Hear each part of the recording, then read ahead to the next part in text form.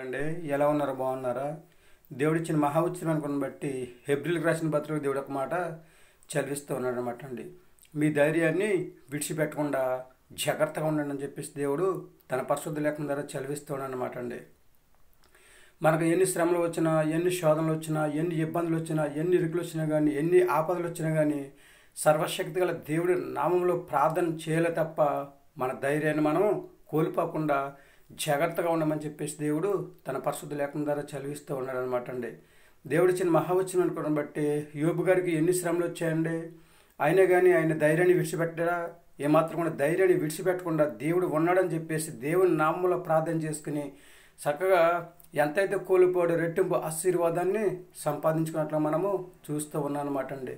దానియేలు గ్రంథంలో షడ్రక మేషక అబేద్నెగోకు ఎన్ని శ్రమలు వచ్చాయండి, ఎన్ని శోధనలు వచ్చాయండి.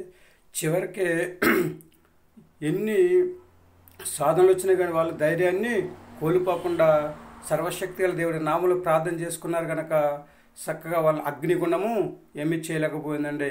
అగ్నిగుండం నుంచి దేవుడు వాళ్ళని రక్షించినట్లుగా మనము చూస్తూ ఉన్నాం అనమాట అండి. దానియేలు గారు కూడా సింహాల బోన్లో వేసినప్పుడు ఎక్కడ ధైర్యాన్ని కోల్పోకుండా విశ్వాసంతో ప్రార్థన చేసుకున్నాడు కనుక చక్కగా దేవుడు దానియేలు గారిని సింహాల బోన్ నుంచి రక్షించి హాయిగా జీవించే యోగ్యతను దేవుడానికి దయచేసినట్లుగా మనం చూస్తూ ఉన్నాం అనమాట అండి.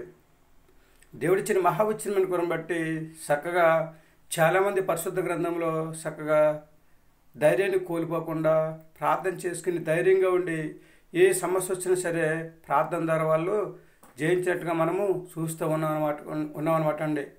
మనము కూడా ధైర్యాన్ని విడిచిపెట్టకుండా చక్కగా గురి కలిగి, బిరి కలిగి, ఓర్పు కలిగి, పట్టుదల కలిగి ప్రార్థన చేసుకుంటే దేవుడు మనలోని పిరికితనాన్ని తీసివేసి ధైర్యంగా ఉండే సాహసాన్ని సహజ రక్షణ దేవుడు దయచేస్తూ ఉంటాడు అనమాట అండి.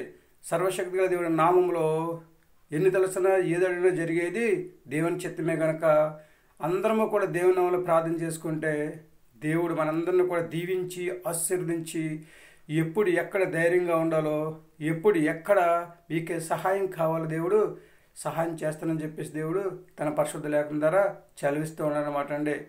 అలాగే హెబ్రీల పత్రికలో మరీ చెప్తూ ఉన్నాడండి, నరమాత్రుడు మాకు ఏ సహాయం చేయగలడు, దేవుడే సహాయం చేయగలడని చెప్పేసి మంచి ధైర్యంగా చెప్పగలిగే వారిలా ఉండాలని చెప్పేసి దేవుడు చెప్తూ ఉన్నాడు అన్నమాట అండి.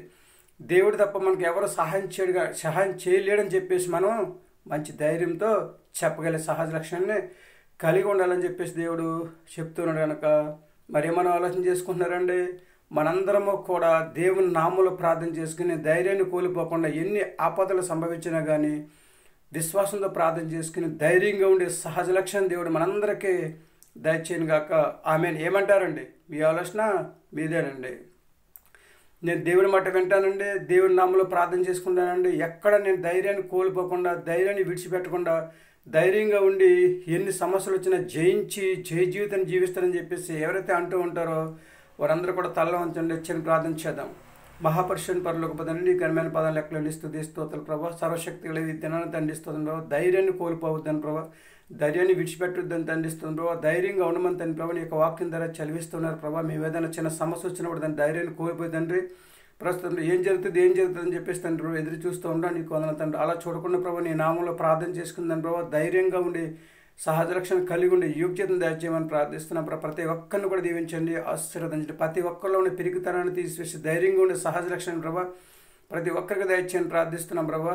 నీకు వందనాలు తండ్రి, స్తోత్రం ప్రభావ. చిన్నలను, పెద్దలను, వృద్ధులను, యవనస్తులను ప్రభావ, చదువుకునే పిల్లలను ప్రభావ అందరిని కూడా దీవించండి, ఆశీర్వదించండి. వివాహం కోసం ఎదురు చూస్తున్న వారిని తండ్రి ప్రభావ, గర్భిణీ స్త్రీలను బాలింతరాలు దండిస్తున్నారు, సంతాన బిడ్డలు అనారోగ్యంతో బాధపడుతున్న వారిని తండ్రి, ఉద్యోగం చేస్తున్న వారిని, వ్యాపారం చేస్తున్న వారిని ప్రభావ, చేతువృత్తులు చేసుకుంటున్న వారిని తండ్రిస్తూ అతను ప్రభావ, అలాగే ప్రవాహాలు నడుపుతున్న వారిని, ప్రయాణం చేస్తున్న వారిని తండ్రి ప్రభావ, వాళ్ళందరూ కూడా ఎక్కడ ధైర్యాన్ని కోల్పోకుండా ప్రభావ, ధైర్యాన్ని విడిచిపెట్టకుండా తండ్రిస్తున్న ప్రభావ, ధైర్యంగా తండ్రి ఎవరి పనులు వాళ్ళు చేసుకుంటూ తండ్రి ప్రభావ, ఎన్ని ఆపదలు వచ్చినా తండ్రిస్తున్న ప్రభావ, ధైర్యంగా ఎదుర్కొనే సహజ లక్షణాలు వారు ప్రతి బిడ్డకను దయచేయని ప్రార్థిస్తున్నాం ప్రభావ. ప్రతి బిడ్డకు మంచి ఆరోగ్యం దయచేసి తండ్రి ప్రభావ.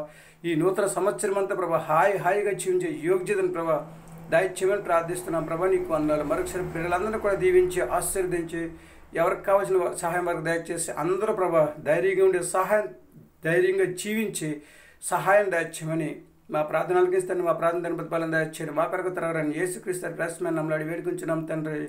ఆమేన్. అందరికీ వందనాలండి. ఎవరైతే ధైర్యాన్ని విడిచిపెట్టకుండా ఉంటారో వారందరికీ కూడా దేవుడు గొప్ప బహుమానాన్ని దయచేస్తారని చెప్పేసి దేవుడు చెప్తున్నాడు అనమాట అండి. మనందరం కూడా దేవుని పిల్లలు కనుక చక్కగా పిరికితనం అనేది మనలో రానివ్వకుండా విశ్వాసంతో ప్రార్థన చేసుకుని చక్కగా ధైర్యంగా ఉండే యోగ్యత కలిగి జీవిద్దామండి. Sisters and brothers, mothers and fathers, సహోదరులారా, ఏమంటారు? మీ ఆలోచన మీదేనండి. మనందరం కూడా ధైర్యంగా ఉందాం.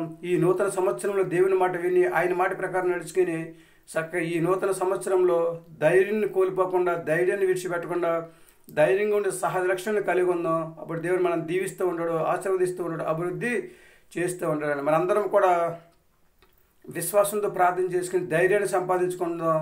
అటు యోగ్యత దేవుడు మనందరికీ దయచేయను గాక. ఆమేన్. మరి ధైర్యాన్ని కోల్పోకుండా ధైర్యాన్ని సంపాదించుకుని ధైర్యంగా ఈ నూతన సంవత్సరం అంతా ప్రార్థన చేసుకుని ధైర్యంగా జీవించే యోగ్యతను కలిగి ఉందామా? ఏమంటారు?